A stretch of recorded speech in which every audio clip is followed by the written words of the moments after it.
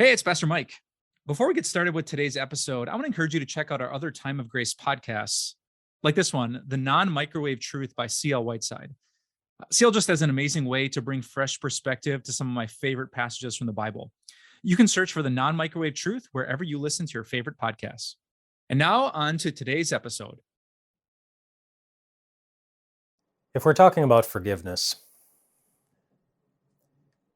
it means you've been hurt.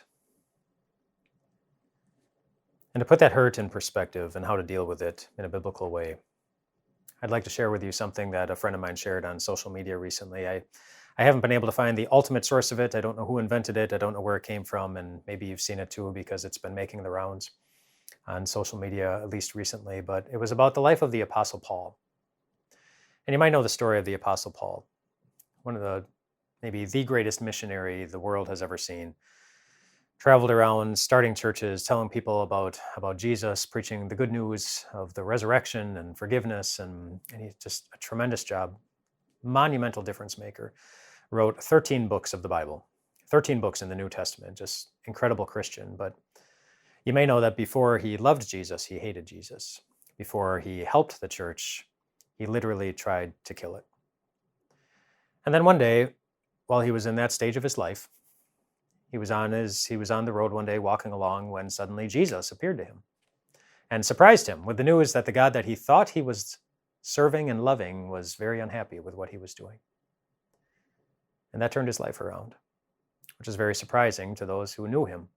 They saw him doing something entirely different and something that they did not expect. I mean, Christians who had heard about this Paul who was spreading the gospel, they were very skeptical. It's like, is he trying to trick us? Is he playing some kind of game that he's going to pretend that he's our friend and then he's going to... But it was legit. His life completely turned around. It was surprising. But it wasn't the last surprise that anyone would see in connection with the life of this person. And here's the social media post that my friend put on. It refers to a time later on in Paul's life, the moment when he walked into heaven. And they wrote this. They said, "The Apostle Paul entered heaven to the cheers of those he martyred." To martyr someone means to kill someone on account of their faith in Jesus. The Apostle Paul entered heaven to the cheers of those he martyred. The people he hurt the most. The people he knew he hurt the most were happiest for him. And maybe that is surprising. But my friend went on to say, that's how the gospel works. And it is. That's how the gospel works. That is the good news of a Jesus who came and forgave even people like Paul, even the people who've hurt us, even us, when we're the people who have hurt others. That's how the gospel works, and it was enough to give this world someone that they did not see coming. In Acts chapter 17, the Apostle Paul is on one of his missionary journeys, and he goes into the city of Athens, and he looks around and he sees all these different statues to all these different gods, and it says that he's greatly distressed by it. Because in seeing all these statues to gods that they were worshiping, they were religious, they were devoutly religious, but they weren't living with the good news that he was able to live with.